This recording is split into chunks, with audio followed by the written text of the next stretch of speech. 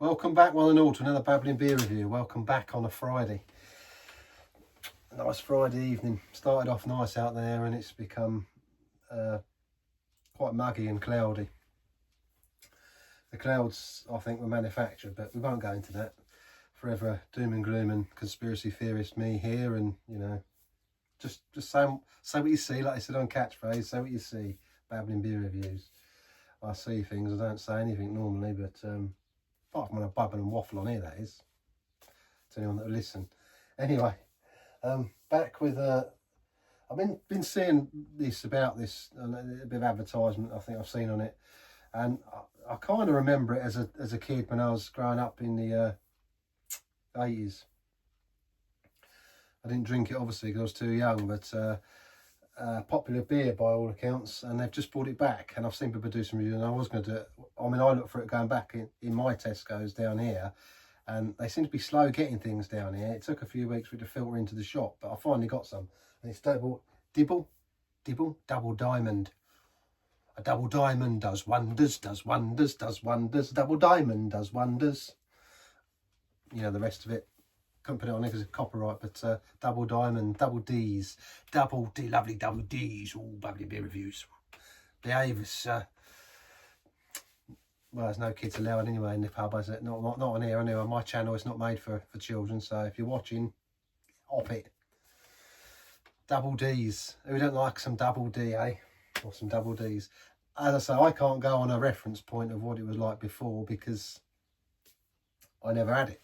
So I can't reference what the original would have been like, but it was obviously a very popular beer back in the day. It's made by Kirkstall Brewery now for Allsops. Apparently, I don't know much about Kirkstall Brewery. They look like a young brewery looking on here. Look, you know, not been around for a long time, but they make beers such as Virtuous, Aromatic Session IPA, Judicious, Babbling beer reviews, Virtuous Grapefruit, Virtuous Low Alcohol, Flamingo, Pilsner, Spokane, Providence, Three Swords, and Dissolution, Black Band. This is their Kirkstall Pale Ale. So check them out, Kirkstall Breweries, if you like that sort of, look like these sort of modern looking beers. The cans look quite that modern sort of looking can, you know. You know what I mean, when you look on that special shelf in Tesco's or whatever supermarket you're in, and you know, they're about £4, £5 a can now, aren't they, to pick one up. I think these were £5.75, I think, for 4. Don't quote me, I think Tesco's is about £5.75 for 4 cans, so not bad. And I do like the play on the old, you know, the old double diamond, the box, the old gentleman there, the old gentleman caller for double diamond, double D's. Double D's do wonders, do wonders.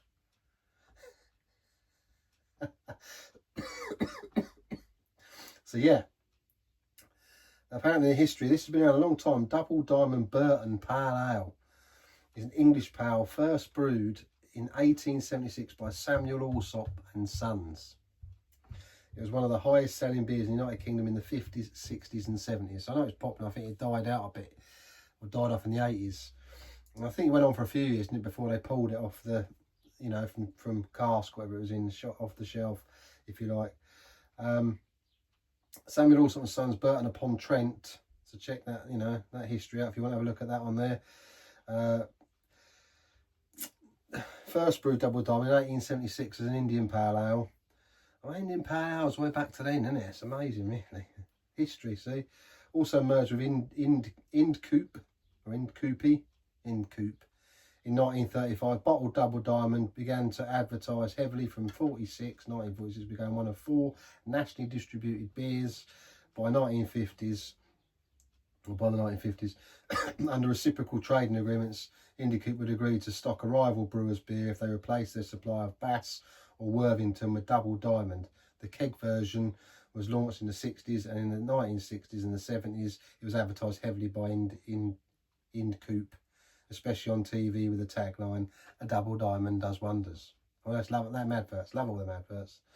Carlsberg UK discontinued off-trade sales in 2003, although it continues as a keg beer. Paul Burrell claimed that small-scale production continued as Prince Philip drank a small bottle nightly, so they made it because old Prince Philip liked a little bottle nightly. The keg version is currently known as Double Diamond Pale, and is 3.8% ABV. Indie Coupe Burton Ale, 4.5% ABV, a cask condition version of bottle Double Diamond, first brewed in 76, is currently produced by Carlsberg UK. It's a bit technical there, isn't it? In 2025, the beer was relaunched, brewed by Kirkstall Brewery. It's a 3.8%, available in 440ml cans. Babbling Beer Reviews, enough of the history and the waffle there. Check it out. Go on to the Double Diamond history. It's all there. So, I open the box. Canned beer. I wouldn't pay that at least £3 and £4 they pay for these blooming things. I like a beer, but that's expensive, isn't it? I mean, I know you're going to buy it, you pay it, in a pub, Babbling Beer Reviews. For a pint, you can pay extortionate amounts, but for a can, that's not even pint-sized. Again, when I say about their modern cans, that Kirkstall Brewery, that's got that sort of rough feel about it. That modern day, this drink they drink when there's these hoppy, weird and wonderful drinks they make. So it's got that I mean, as I say, it's nice that it's kept its original sort of the gentleman on there, DD look, Double Diamond, double D's. 440 can, as I said, 3.8% ABV, and it says it's brewed as a pale ale, drinks like a lager, tastes bloody wonderful. That's what it says on there. Bloody beautiful. Doesn't say that. Like beautiful, but it says bloody wonderful. Beautiful. That's my little bit on there. Double Diamond contains malted barley, may contain traces of wheat. It's brewed for all sops by Kirkstall Brewery, 100 Kirkstall Road in Leeds. Yeah, it doesn't really give much away as what's in it, does it? I did read somewhere about what, I thought I read about the flavours on it. You must have done something to deserve a Double Diamond today. Of course I have.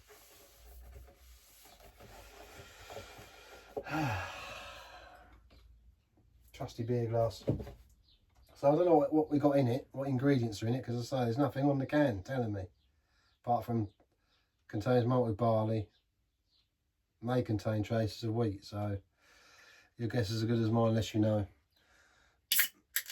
Let's have a little look and see. It's a pale ale, drinks like a lager.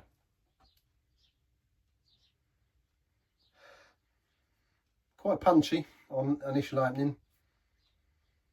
I'm getting that sort of tropical fruity sort of smell, that you get from this typical sort of these modern, I don't know what you call them. What do they call them? Not modern IPAs, isn't they? That sort of thing. But it's obviously a pale ale, not an IPA, but almost sort of Brewdog-esque, that sort of smell coming from it. Dare I say a sort of Brewdoggy punk sort of smell? Punked. That's what it's making me think of. Is it going to taste like that? Let's get it out and pour it. Let's do the pour, guys, and have a look. Double Diamond. Quite fizzy. I'd expect from a can. Ooh, double D's. I might fill up my glass for just about. Nice white head on it. Oh, that sort of punchy sort of, a bit of a zesty sort of smell about it, almost like grapefruit / orange zest. It smells not too bad, but as I say, it's making me think of a Brewdog. It's nice and clear, light crispy golden colour. Yeah, very sort of clear golden pale ale looking, as it says it's pale ale. Quite a bit of fizz going up there. You can see the carbonation bubbles. As I say, nice white head. Power off. Oh, I thought I'd turn that off. You got me again, didn't you? I thought I turned it off. There we go. Never mind. Babbling Beer Reviews. Bit of a signature call in that. Yeah, so it's lacing the glass, but I don't know how long that's going to last looking at the, you know. Cheers. Happy Friday.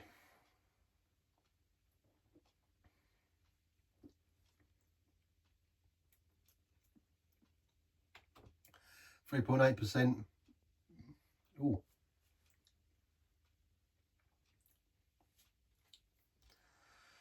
Sort of pale malt.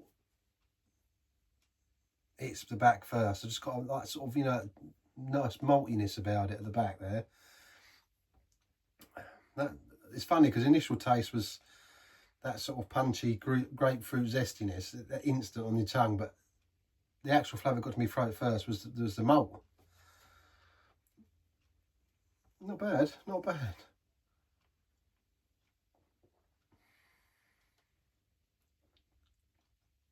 A little bit on the fizzy side for me, but it's a can, what do you expect? Not bad though, not bad. It's quite refreshing. Oh.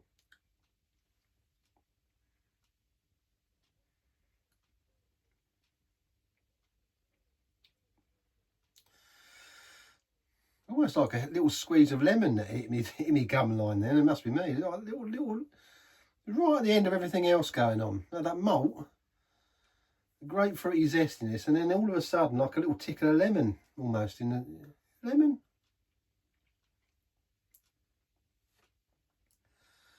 Ain't too bad, to be honest. £5.75. It's not a lager. It doesn't taste like a lager when I'm drinking it, but it's just me. It tastes like a, you know, these modern. Not an IPA. It's not sort of hoppy, zesty like IPA. It tastes like a pale ale actually, but with that element of fruit to it. It's lacing the glass reasonably well.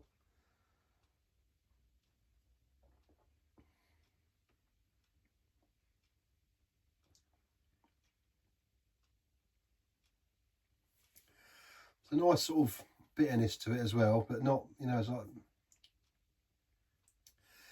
that sort of that dryness that's on the back of it to, you know, make you think, that's not bad, you know. I reckon, again, that's the sort of, I would definitely drink that off. I mean, I'd love to, you know, again, I'll say it with all these beers, but I'd love to try that off of cask. That's quite a sort of easy. That's definitely a sessionable 3.8 on a hot summer's day or summer's evening. You know, if I had that in a pub, that'd be quite easy drinking. If you like a sort of, it's funny because I say modern, but it's been around since, you know, the year dot. I suppose I probably tweaked the recipe a little bit, but imagine that going back along drinking that after, you know, the slop they must have drunk out of old barrels, and then someone comes up with this and says, here, have some of these, come and try this here. I don't know what that sort of, I don't know what that language is there. Get you downy boy. And you drink it and you're like, oh. Probably spat it out. But then again, if they're used to making cider, that fruitiness, they already had that, didn't they? So probably not. Probably thought, oh, that's like cider, that is, boy. That's like cider. That's more. Get that down me. Someone get some of that down me.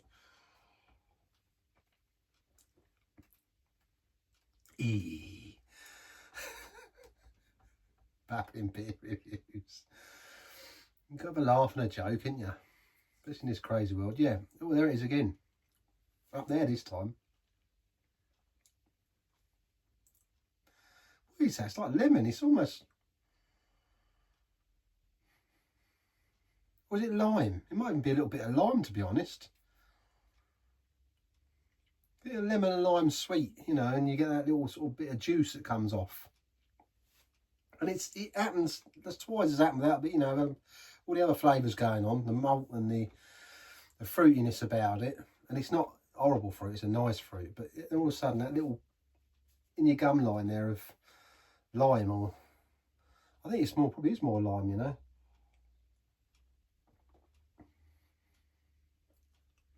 Lager and lime. Yeah. Even bourbon leaves quite a nice linger. Would I buy more of it? Absolutely, yeah.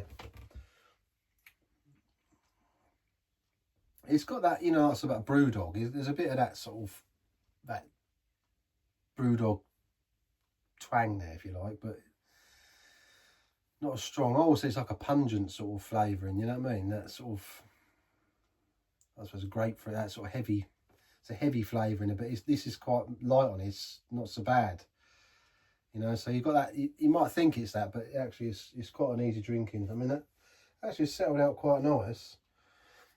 You know, from considering it's a can, it has got a bit of the head sitting on top of the, albeit tiny, but it's got a white layer across the top of the golden ale.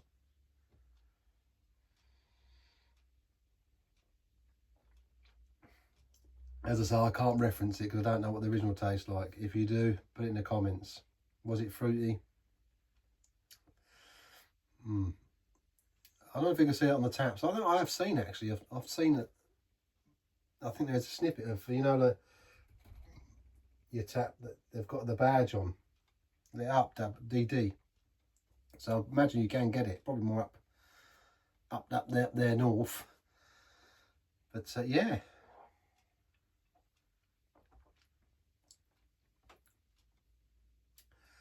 A nice respectable 8 out of 10 for me for that one, just for the fact it's an easy drinking, you know, sitting there 4 or 5 cans, 4 or 5 of them in the garden, you know, if you're on a barbecue or even sitting home of an evening having a couple of beers, that'd be quite nice. Just it's light pale ale. I'm talking, you know, when you think you're buying tins, I'm not referencing to hand pull or, you know, your cask beer, but or even bottle beer. But for a can, four pack of beers, £5. Yeah, if you want something that's quite refreshing, if you don't like lager and you're not, you know, you're not into real hoppy beer, that'd be quite nice. That's quite sort of middle of the road between the two. Mouthful, always say middle of the road, medium to me.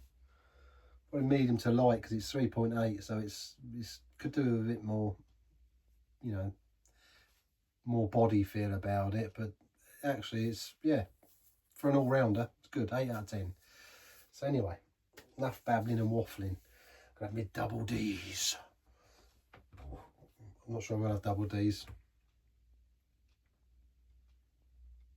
Maybe. I behave. I think one of these for now is enough for me, I think. Another 3 to go. I think her indoors, she might like this.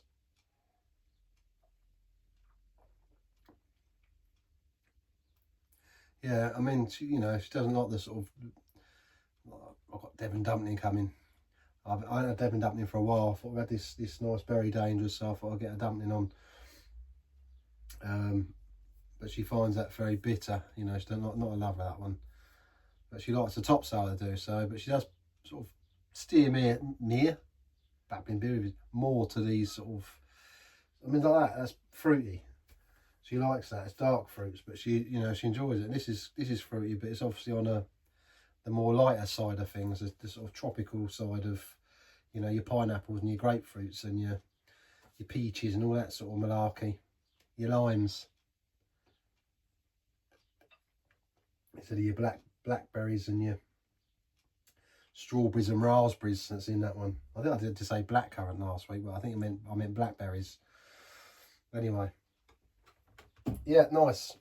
£5.75. I'm sure we can get it other places.